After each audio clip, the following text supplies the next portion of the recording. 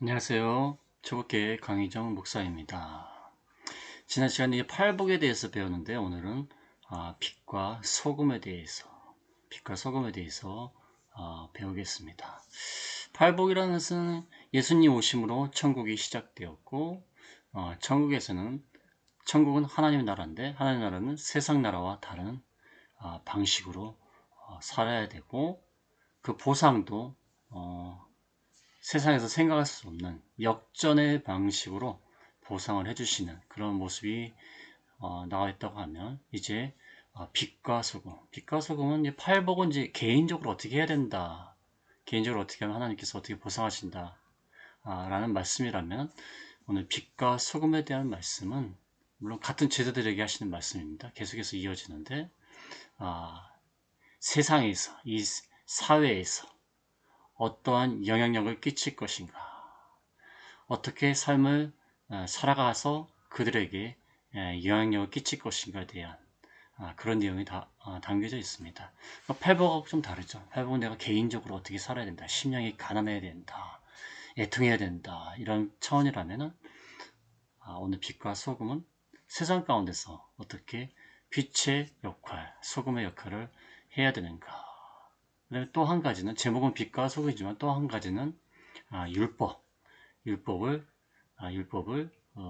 예수님 오셔가지고 그 율법의 기능이 어떻게 바뀌었고 율법이 어떻게 예수님 안에서 성취가 되었고 이런 율법에 대한 예수님과 율법에 대한 말씀 이 두 가지로 나와 있다고 볼 수가 있습니다.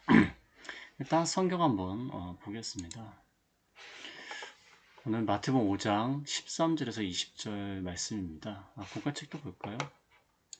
공과책 보면은 오늘 10주 3월 8일 빛과 소금 마태복음 5장 13절에서 20절 말씀인데 일단 성경 한번 보겠습니다. 성경을 보면은 전에 그 팔복에 대해서 쭉 나와 있습니다. 제자들이 나온지라 그랬기 때문에 팔복을 제자들에게 가르쳤고 그 다음에 또 제자들에게 하는 말씀을 13절부터 20절까지 말하고 있는데 크게 두 가지 부분 소금과 빛에 대한 말씀과 13절에서 16절 말씀이고 17절에서 20절 말씀은 예수님과 율법의 관계에 대해서 이렇게 크게 두 가지로 나와 있습니다. 그래서 공과책을 한번 보겠습니다. 공과책을 보면은 빛과 소금 첫 번째는 세상의 소금인 제자의 정체성은 소금이다. 아까 제자들에게 하신 말씀이라고 하지 않았습니까? 그 다음에 맛을 잃은 소금의 경고 그 다음에 두 번째는 세상에 비친 제자의 정체성은 빛이다. 아까는 소금이다. 이제는 빛이다.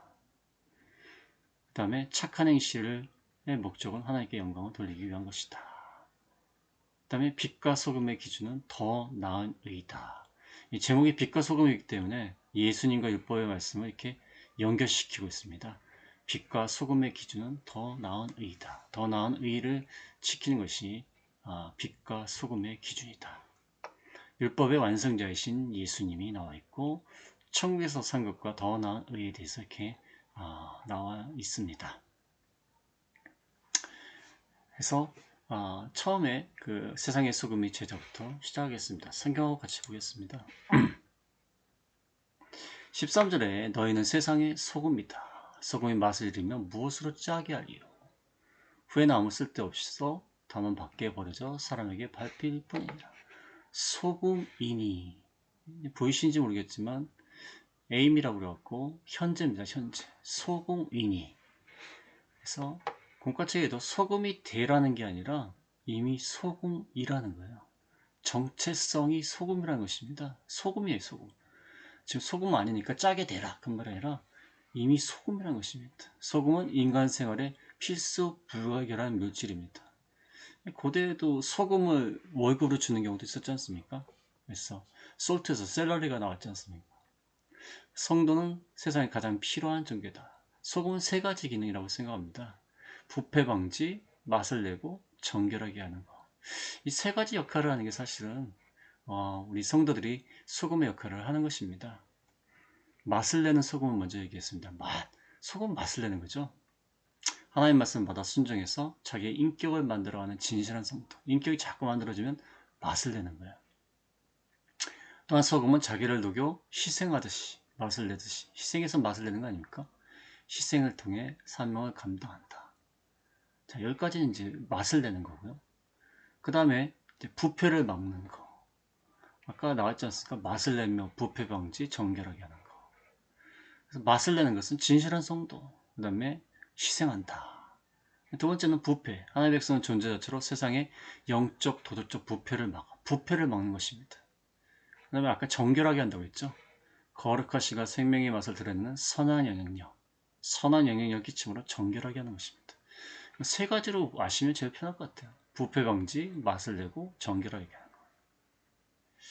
구체적으로 요셉과 다니엘이 이방 땅에서 하나님과 사람 앞에 충성해서 없어서는 안 돼. 사회에서 없어서는 안 돼. 소금의 역할을 감당했다. 하나님께 대한 의무, 사람에 대한 도리를 다해야 된다. 그래서 뭐 개인적으로 팔복에서 배웠을 때는 뭐 개인적으로 어떻게 된다 그렇지만 이거는 사회에서 세상에서 어떻게 어떤 역할을 해야 되는가. 그래서 소금의 역할, 부패 방지, 맛을 내고 정결하게 하는 이 세 가지가 있다고 볼 수가 있습니다. 그 다음에 맛을 잃은 소금의 경고. 그러니까 이 13절 여기 제자 정체성 소금은 13절 상반절이에요. 상반절 사실상 3반절 맛을 잃은 소금의 경고는 13절 하반절. 그래서 상반절은 너희는 세상의 소금이니라고 말했고 맛을 잃은 소금의 경고는 그 다음에 소금이 맛을 잃으면 무엇으로 짜게 하려 아무 쓸데없어 다만 밖에 버려져 세상에게 밟힐 뿐이니라. 이 맛을 잃는다는 거 교회가 세상과 구별된 거룩함과 영향력이 없는 세속화된 거 맛을 잃은 거예요. 그래서 이게 세상 맛인지 성도의 맛인지 알 수가 없어요. 생명력을 잃고 은혜에서 떨어진 상태. 또 성경과 기도가 맛을 느끼지 못해요. 습관적으로 행하는 상태. 밖에 버려져 사람에게 밟힙니다. 소금이 소금 노릇을 못하면 정체성이 없어지기 때문에 밟힐 수밖에 없죠. 교회가 세상을 어떤 멸시와 조롱을 당하게 될 것을 강력하게 경고하는 말씀이다. 이제 구원의 상실은 아니겠죠. 사명을 잘 감당하지 못한 비참함이죠. 소금이 맛을 잃으면 무엇을 하겠습니까? 밖에 버려져 밟힐 뿐이라는 것입니다. 그래서 너희는 세상의 소금이다. 이거는 제자들에게 말씀하셨지만 이 제자들이 어떠한 정체성을 갖는가라는 것에 대해서 말을 하는 것입니다. 근데 그 당시에요.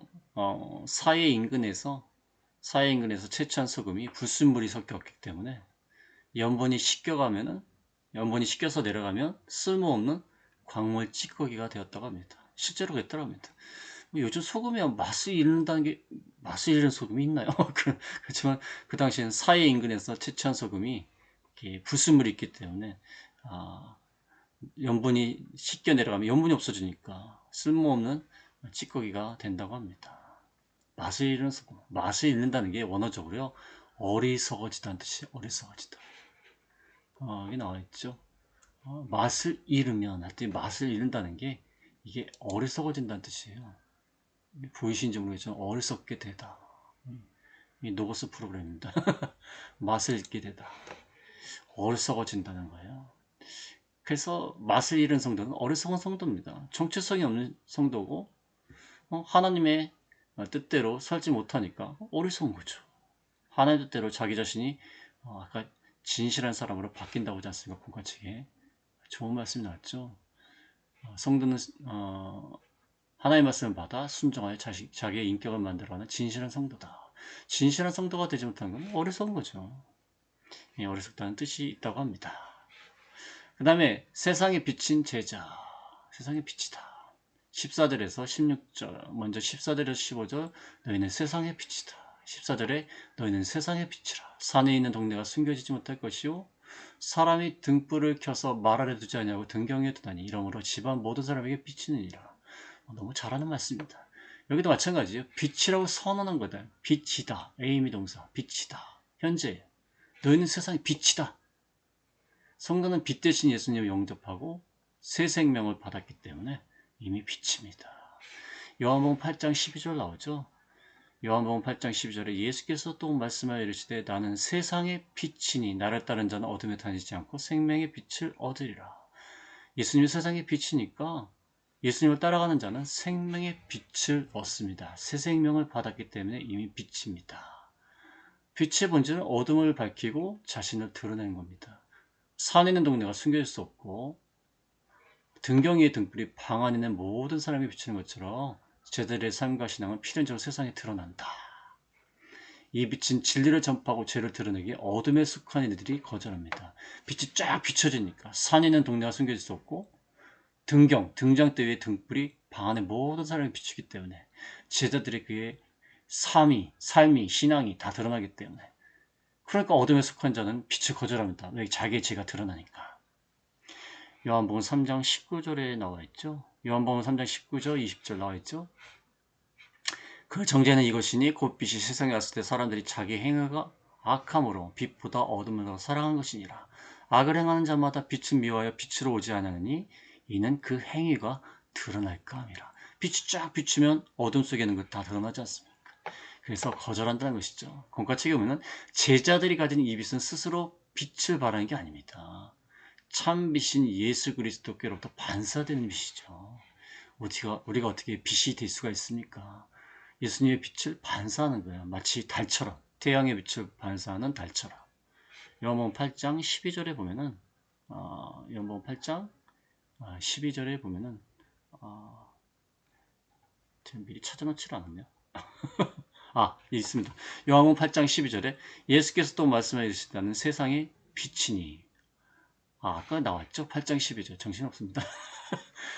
예수 그리스도, 참빛인 예수 그리스도고 예수 그리스도께로부터 반사되는 빛이다. 예수님 빛이고 빛을 따르는 자는 예수님의 빛을 반사하는 빛이 된다. 그러나 어둠 속에 있는 자들은 빛을 거절한다. 그래서 사람이 등불을 켜서 말아를 두지 않냐고 등경에 둔다. 모든 사람에게 비친다. 근데 이 14절에 보면요. 14절에 보면은 너희는 세상의 빛이라 산에 있는 동네가 숨겨지지 않는다. 그래서 산에 있는 동네가 숨겨지지 못할 정도로 빛이 세다. 그 말이라기보다는 산에 있는 동네가 다 하나하나씩 불을 켜가지고 한꺼번에 공동체가 빛을 비춰갖고 그 동네를 밝힌다는 거예요. 그런 이미지로도 볼 수 있을 것 같아요. 저는 이 문과가 상당히 의문시 됐어요. 어렸을 때부터. 빛을 비춰서 산에 있는 동네가 숨겨지지 못한다? 산에 있는 동네는 원래 숨겨지지 않지 않습니까? 그런 생각이 들었어요. 산 위에 있으니까. 근데 이 추석에 보니까 그 마을에 산에 있는 동네가 여러 불빛이 모여서 그 공동체의 어둠을 물리치는 것으로 이게 더 나을 것 같습니다. 사람의 등불을 켜서 말 아래 두지 않는다. 말이라는 건 대박을 말이죠. 대박. 약 9리터 정도 되는 쌀을 되는 대박을 말이에요. 근데 등불을 켜고 대박으로 씌워놓는다는 의미가 있는 것 같아요. 그러면 불이 꺼지게 돼 있죠. 등경 옆에 둔다 그 말이 아니라 씌워놓는다고 볼 수가 있습니다. 등불을 켜서 등잔대 위에 둬야지 말로 이렇게 대박으로 씌워놓으면 되겠습니까? 불이 꺼지는 거 아니겠어요? 그렇지만 사람들은 보통 등잔대에 놓지 않습니까? 빛을 자꾸 비춰라. 너는 세상의 빛인데 왜 자꾸 감추고 있느냐? 빛을 자꾸 비춰라. 근데 그래서 이제 아까 소금은 이제 약간 비밀스럽게 보이지 않는 곳에서 맛을 내고 부패하지 않게 하고 정결하게 만드는 기능이 있다고 하면 빛은 이렇게 공적으로 드러내는 거야. 공적으로. 그러니까 빛은 어떻게 드러내지는 않고 이렇게 내적으로 이렇게 은밀하게 자기 역할을 감당한다고 하면은 빛은 자꾸 드러내는 거예요. 드러내가지고 모든 사람에게 비치게 하는 그런 의미가 있다고 볼 수 있습니다. 근데 이게 빛을 드러낸다고 그러니까 자기를 과시를 한다. 자기를 과시하는 게 아니라요. 이 16절의 말씀에 보면 이같이 너희 빛이 사람 앞에 비치게 하여 그들로 너희 착한 행실을 보고 하늘에 계신 너희 아버지께 영광을 돌리게 하라. 자기를 드러내는 게 아니죠. 공과책에 나왔죠. 예수님은 이 빛을 사람 앞에 비치게 하라고 했습니다. 근데 빛을 말 아래 두는 것은 욕심을 따라 행하기 때문에 빛을 가리는 거죠. 빛을 비추는 구체적인 방법은 16절에 나와 있죠. 너희 착한 행실을 보고 착한 행실을 비추는 것이 빛을 비추는 겁니다. 착한 행실은 구원의 조건이나 수단이 아니라 믿음으로 구원받은 성도가 성령의 열매를 맺게 되는 삶의 증거다. 구원받은 자가 성령의 열매를 맺게 되는 것이죠. 그래서 에베소 2장 10절에 나와 있죠. 에베소 2장 10절에 우리는 그가 만드신 바라 그리스도 예수 안에서 선한 일을 위하여 지으심을 받은 자니 이는 하나님이 전에 예비하사 우리로 그 가운데 행하게 하려 하심이라. 우리를 만드신 이유는 선한 일을 위하여 지으셨다. 그래서 우리가 착한 행실을 해야 된다. 구원받은 자가 성령의 열매, 착한 열매를 맺어야 된다. 근데 그 목적이 나의 의로움이나 명예를 드러내는 게 아니라 하늘에 계신 너희 아버지께 영광을 돌리게 한다. 아까 말씀드렸다시피 빛을 비추는 것은 자기를 갖다 뭐 과시하거나 드러내거나 그런 게 아니라 하나님 아버지께 영광을 돌리려고 해서 하나님 나라의 통치를 받은 그 삶을 드러내는 것입니다.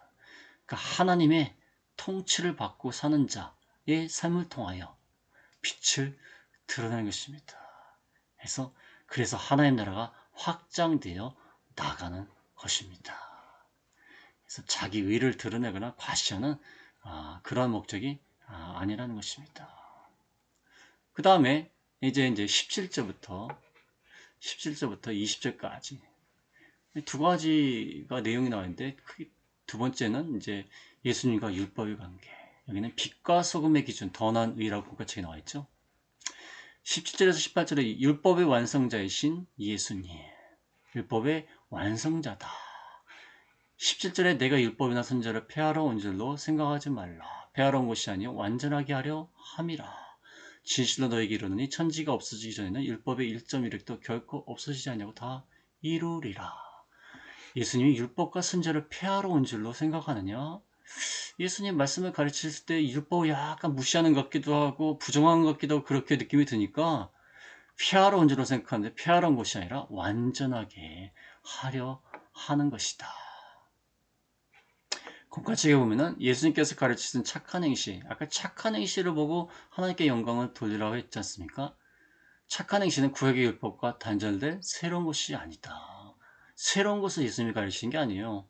율법과 선지자, 구약 성경을 말하죠. 율법과 선지자는 구약 성경 그대로입니다. 폐하러 온 것이 아니라 완전하게 하려, 성취하려고 오신 것입니다. 율법을 크게 두 가지로 나누면요. 도덕법이 있습니다. 하나는 도덕법이고 하나는 의식법이나 뭐 정결법이나 제사법 이것이 있습니다. 크게 두 가지로 나눌 수 있어요. 도덕법, 십계명과 같은 그 도덕법은요. 예수님이 오셔서 예수님이 온전하게 순종하심으로 성취하셨고요.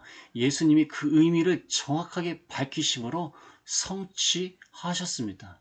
그 다음에 의식법, 제사법, 뭐 정결법 이런 것들은 다 예수님에 대한 예수님을 가르치는 그림자 같은 역할을 하는 거예요.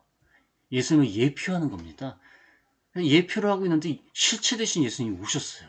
그래서 성취가 된 겁니다. 그래서 진짜 폐해진 거는요. 의식법이나 제사법이나 정결법은 폐지됐어요. 왜? 실체가 오셨으니까. 그러나 도덕법, 십계명을 비롯한 이 도덕법은 폐지가 되지 않았어요. 오히려 예수님 안에서 예수님이 더 정확한 의미를 가르쳐 주시고 예수님이 더 정확하게 그 율법 말씀을 지키셨어요. 그래서 공과책에 계속 보면은 구약의 율법과 제사는 장차 오실 그리스도의 그림자다. 예수님은 그 실체로 오셔서 율법을 완성하셨다. 예수님 율법의 모든 요구를 자신의 삶으로 완벽히 순종하시고 그 저주, 지키지 못한 우리의 저주를 십자가에서 대신 받으심으로 율법을 완성하셨다. 율법의 1.1획도 폐해지지 않고 그리스도 안에서 성취된다. 그러나 의식법이나 제사법과 정결법들은 폐지되었다. 그러나 영적인 진리는 유효하다. 의식법, 제사법, 정결법에 담겨있는 영적 진리는 담겨져 있다. 그래서 폐하러 온 것이 아니라 완전하게 된다. 근데 진짜 폐해진 건 있어요. 의식법이나 제사법이나 정결법은 폐지됐어요. 그러나 오히려 완전하게 성취된 것은 십계명을 비롯한 도덕법, 예수님이 더 근본적인 의미에 있어서 순종해 주시고 가르쳐 주셨어요. 그건 더 온전하게 된 거야. 그 다음에 의식법, 제사법, 정죄법이 겉모습은 폐지됐지만 그 안에 담긴 영적 진리는 여전히 유효하다. 히브리서 10장 1절 한번 보겠습니다. 히브리서 10장 1절에 여기 나와있죠. 율법은 장차 올 좋은 일의 그림자일 뿐이요 참 형상이 아니므로 해마다 늘 드리는 같은 제사로는 나오는 자들을 언제나 온전하게 할 수 없다. 제사 같은 거는 제사법, 의식법은 좋은 일의 그림자다. 고로새서 2장 16절 17절 잘 아는 말씀입니다.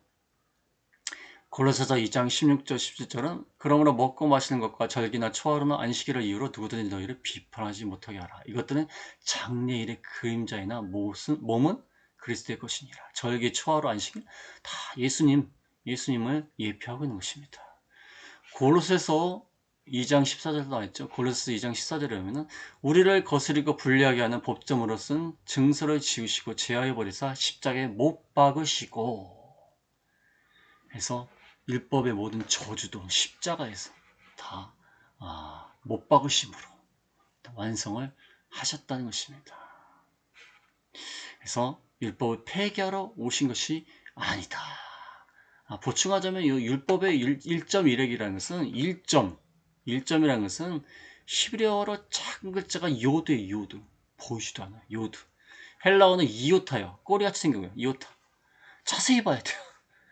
1점도 없어지지 않는다. 1점. 그 작은 글자도 없어지지 않는다. 1핵이라는 것은 이 획을 그을 때 이렇게 라운드로 그느냐 직각으로 그느냐에 따라서 글자가 달라집니다. 이렇게 획이 좀 꺾이느냐 뭐 그에 따라서 좀 달라져요. 그것도 없어지지 않는다. 완전히 이루어진다. 결코 없어지지 않냐고 다 이르리라. 예수님 안에서 다 이루어지는 것입니다. 율법의 모든 의식법, 제사법, 정죄법이 예수 그리스도 안에서 다 이루어지고 실체가 오심으로 예수님이 율법의 진정한 의미로 완전히 순종하시고 또 참된 정신을 가르쳐 주심으로 온전하게 이루어지기 때문에 율법은 폐지된 것이 아니다. 그 다음에 마지막으로 천국에서의 상급과 더 나은 의 19절에서 20절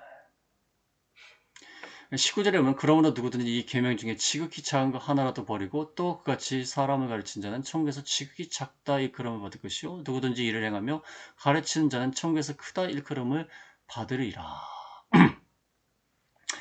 그래서 19절 말씀은 복잡하게 말씀드린 것 같지만 작은 것 하나라도 지키라는 거예요. 지키는 자, 그것도 행하며 가르치는 자가 천국에서 크다 일컬음을 받을 것이다. 그래서 공가책에 보면 구원은 오직 믿음으로 똑같이 받지만 천국에서 상급과 지위는 행함에 따라 순종함에 따라 차등적으로 주어진다. 그럴 수밖에 없죠. 공가책에 나오지 않습니까? 일생 순교한 바울과 임종 직전 회개한 강도가 동일한 구원을 받지만 동일한 영광을 받는다는 거? 사실 말이 안 되죠. 말이 안 되지 않습니까? 디모데후서 4장 8절에 사도 바울이 뭐라고 얘기했습니까? 디모데후서 4장 8절에 이제후로는 나를 위하여 의의 멸관이 예비되었으므로 주곧 의로우신 재판장이 그날에 내게 주실 것이며 내게만 아니라 주의 나타나심을 사모하는 모든 자의 계도니라. 사도 바울은 의의 멸관이 예비되었다고 했어요. 상급이 다릅니다. 상급이 달라요. 지극히 작은 거 하나라도 지켜야 된다는 것입니다. 자, 그 다음에 20절에 보면 내가 너에게 이르노니 너희 의가 서기관과 바리새인보다 더 낫지 못하면 결코 천국에 들어가지 못하리라. 더 나아야 된다. 누구보다? 서기관과 바리새인보다. 그 당시 서기관과 바리새인이요, 이 천국에 들어갈 1순위라고 생각했어요. 그들은 자기 의를 지킴으로 그의 공로로 천국에 들어간다고 생각을 하였습니다. 근데 그 의보다 더 나아야 된다는 거예요. 왜냐하면 서기관과 바리새인들이 지키는 의는 자기 의를 가지고 천국에 들어간다고 생각했어요. 근데 자기 의를 가지고 천국에 못 들어갑니다.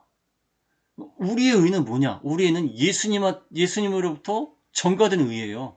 그러니까 우리의 의를 가지고는 천국에 들어갈 수 있어요. 근데 서기관과 바리새인은 의 가지고는 천국에 못 들어가요. 그 다음에 의가 달라요. 서기관과 바리새인들은요, 여기 공가책에 나와 있죠. 중간에 보면 서기관과 바리새인들의 의는 율법의 조문을 외적으로 지키고 자기 힘으로 지키고 외식적으로 지키고 형식적으로 지켜요. 그 다음에 자기 의를 신뢰해요. 그 자기 의는 되지 못합니다. 로마서 10장 3절에 거기 나와 있죠. 로마서 10장 3절에 하나님의 의를 모르고 자기 의를 세우려고 힘써 하나님의 의에 복종하지 아니하였느니라. 자기 의로는 되지 않아요. 반면에 제자들에게 요구되는 더 나은 의는 예수 그리스도의 완전한 순종과 대속을 믿음으로 전가받는 의, 칭의예요. 내 의가 아니라 예수님의 의예요. 로마서 3장 21절 22절에 보면 이제는 율법에 하나님의 한 의가 나타났으니 율법과 선지자들에게 증거를 받은 것이라. 곧 예수 그리스도를 믿음으로 말미암아 모든 자에게 미치는 하나님의 의니 차별이 없느니라. 예수 그리스도가 순종하신 그것을 전가받은 의. 그 다음에 우리의 의는 믿음의 결과로 성령을 따라 마음으로 순종하고 살아간 내면적이고 실천적인 의, 자발적이고 실천적인 의, 성령을 통하여 순종하는 의. 차이가 있어요. 서기관과 바리새인들은요, 외적으로, 문자적으로, 외식적으로, 형식적으로 형식적으로 순종하는 의이고요. 우리의 의는 예수 그리스도의 의로서 의를 전가받아 우리가 의롭게 된 그 칭의예요. 칭의. 그 다음에 성령이 우리 가운데 내주에 계심으로 칭의를 받은 믿음으로 구원받은 자가 성령이 내주에 계심으로 우리 마음 가운데 자발적으로 내면적으로 인격적으로 변화되는 그런 의예요. 근데 우리의 의가 바리새인과 서기관의 의보다 우리의 의가 더 낫다고 해서 천국 가는 게 아니라 우리의 의는 전가받은 의, 예수 그리스도의 의를 가짐으로 천국에 가는 것이고, 그런데 구원받은 우리가 성령을 따라 자발적으로 내면적으로 인격이 변화되는 의이기 때문에 서기관과 바리새인들이 외적으로 형식적으로 자기가 구원받으려고 지키는 의하고 차이가 있다는 거예요. 물론 구원은 예수님의 의로 가는 것이지만 의 자체도 차이가 있다는 거예요. 서기관과 바리새인과 우리와 차이가 있습니다. 성령을 따라 순종하는 의하고 자기 인간의 결심과 결단을 따라 순종하는 의가 어떻게 같을 수가 있습니까? 그러니까 그들의 의를 가지고는 천국에 못 가요. 우리의 의는 예수 그리스도의 의를 가지고 천국에 가요. 근데 천국에 가는 우리가 말씀을 지켜서 의롭게 되는 것도 서기관과 바리새인보다 더 나은 의를 우리는 행할 수가 있다는 겁니다. 물론 예수 그리스도의 의로 천국에 가죠. 그러니까 너희가 서기관과 바리새인보다 더 낫지 못하면 결코 천국에 들어가지 못한다는 것은 우리의 의를 가지고는 예수 그리스도의 의를 가지고 천국에 갈 수 있고요. 우리의 의가 서기관과 바리새인보다 더 낫다는 것입니다. 말씀은 너무 빨리 드려서 무슨 말인지 모르겠지만 대충 아셨을 거라고 생각을 합니다. 제가 좀 말이 빠릅니다. 이렇게 빨리 해야 짧게 해야 지루하지 않기 때문에 제가 하는 겁니다. 저도 피교육자 입장이 되니까요. 되게 피곤해요. 사람이 집중력이 30분 넘어가면 힘듭니다. 그래서 그 안에 맞추려고 제가 랩을 하듯이 빨리 하고 있습니다. 제 얼굴 볼까요? 그래서 오늘 말씀 참 잘하는 말씀인데 참 좋은 말씀입니다. 빛과 소금. 예수님은 참 단순하게 가르치시면서도 참 깊이가 있습니다. 근데 우리는 굉장히 어렵게 가르치면서도 깊이가 전혀 없어요. 그래서 역시 예수님, 우리는 뭐 참 그림자도 못 쫓아갈 정도인데 우리가 세상 가운데 어떤 역할을 해야 되냐. 빛을 비추고 맛을 내야 된다. 부패를 방지해야 된다. 그 다음에 율법의 참 의미에 대해서 예수님이 어떻게 율법을 온전히 성취하셨는가. 율법의 1.1획도 없어지지 않는다. 우리가 말씀을 하나라도 잘 순종해서 의로 천국에 가서 큰 자가 돼야 된다. 그래서 아이들한테 야 빛을 봐라. 빛을 비추고 어둠이 다 물러가지 않아? 너희가 빛과 같은 역할을 해야 돼. 소금 봐. 소금만 넣으면 맛이 없지. 맛을 내는 소금처럼 우리가 맛을 내는 사람들이 돼야 돼. 그 다음에 율법의 말씀 예수님이 다 지켜주시는데 그걸 믿음으로 우리가 의롭게 되는데 우리가 의롭게 됐다고 해서 말씀 안 지켜? 우리도 지켜야 돼. 더 잘 지켜야 돼. 더 잘 지켜야 돼. 자, 이런 식으로 이제 말씀을 전하시면 될 것 같습니다. 예, 감사합니다.